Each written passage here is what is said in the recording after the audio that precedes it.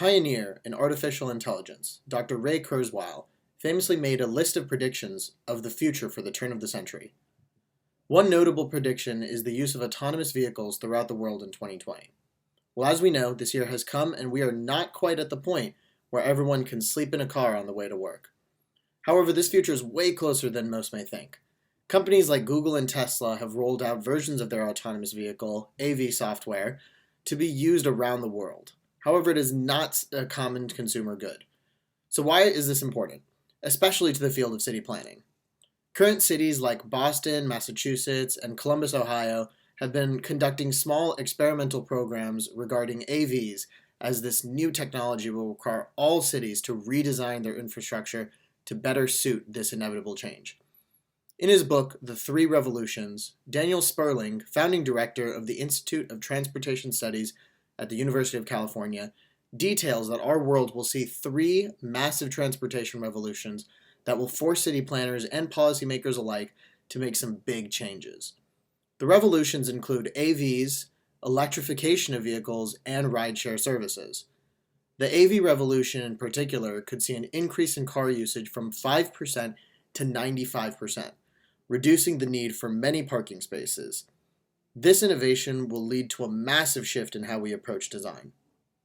With the integration of AV technology into our lives, the benefits are virtually endless. The biggest co-development technology with AVs is electric vehicles, or EVs. As one develops, the other one does as well, leading to dramatic environmental benefit.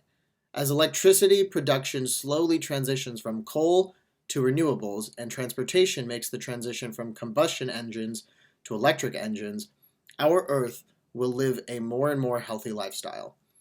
AV technology will also solve optimal routing problems and will decrease congestion and idle times, thus increasing our energy use efficiency. A large part of our lives is taken up by commuting. AVs allow us to activate our commuting time and maximize human time. AVs would also dramatically increase rideshare and decrease the amount of people who need to own cars. This rideshare would be ever cheaper and would increase commuting access for people in lower economic status. This is an amazing enhancement of access to cheap and reliable transportation for all socioeconomic classes. Despite these benefits to society, there are still a lot of challenges that present themselves to slow down AV integration. While the technology continues to develop, there are major policy and regulation hurdles to get over. Many countries are primarily debating the safety of these vehicles as well as how liability works in the case of injury. Countries are also scrambling to understand how infrastructure needs to adapt to accommodate for this new technology. Fortunately, Singapore has served as a fantastic model for AV preparedness.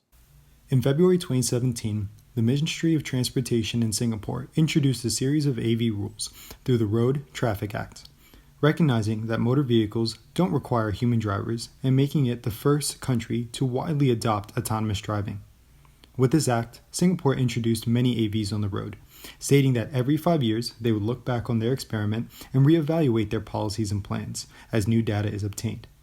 But already in their first 3 years, Singapore received first place in the 2018 KPMG Autonomous Vehicle Readiness Index for policy, legislation, and consumer acceptance, as well as second in infrastructure and 8th place on technology and innovation worldwide. Singapore is an independent city-state on an island divided into multiple neighborhoods.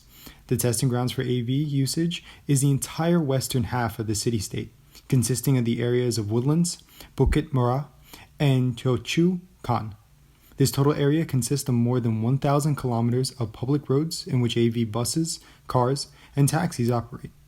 These vehicles have been utilizing software from T Engineering, transportation giant ComfortDelGro, and American firm Nutanemy. With this software, the vehicles are not completely autonomous, still requiring a trained registered driver to operate them. However, the city has been utilizing them to expand ride-sharing and hence reducing car ownership in the city. With these changes, Singapore is utilizing great planning techniques to capitalize on the way people move. With this reduction of car ownership, the city-state has begun plans to reduce their surface parking lots and convert the land to mixed-use developments. In addition, AVs are capable of being more precise than humans when staying in travel lanes.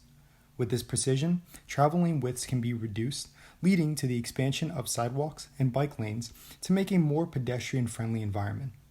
In addition, as most of the AVs in Singapore are hybrids or electric vehicles, charging stations are being planned for placement at their bus stations and in replacement of gas stations. The expansion of rideshare through the use of AVs is allowing the city to plan and craft policies to develop equity among their citizens. For example, in 2017, the city-state distributed bank cards to all residents to allow them the ability to easily board and pay for the AVs. In addition, these cards and the AVs are a part of the system to easily provide priority transportation for children and seniors. This is done through the setting the AV software to provide vehicles in areas such as schools and grocery stores to better aid these demographics. This aid to children and seniors is planned to expand to working class individuals this year. The goal of the city-state is to utilize AVs as a method of combating affordability and food deserts that typically are a burden to these demographics due to a lack of car ownership. For AVs to be able to work efficiently, they must have a way of communicating with the environment that they will be exposed to, requiring connection between fibers in the road to antennas and cameras in the street poles and buildings. This results in planning accommodations for a denser community to place 360-degree cameras, one in which Singapore is adopting. The city-state has recently built multi-use high-rises to house their 5.6 million residents. This is crucial as the population spike in the city-state since 1960s would not survive the old model, where a third of their 1.6 million population lived in squatting colonies and land clearings.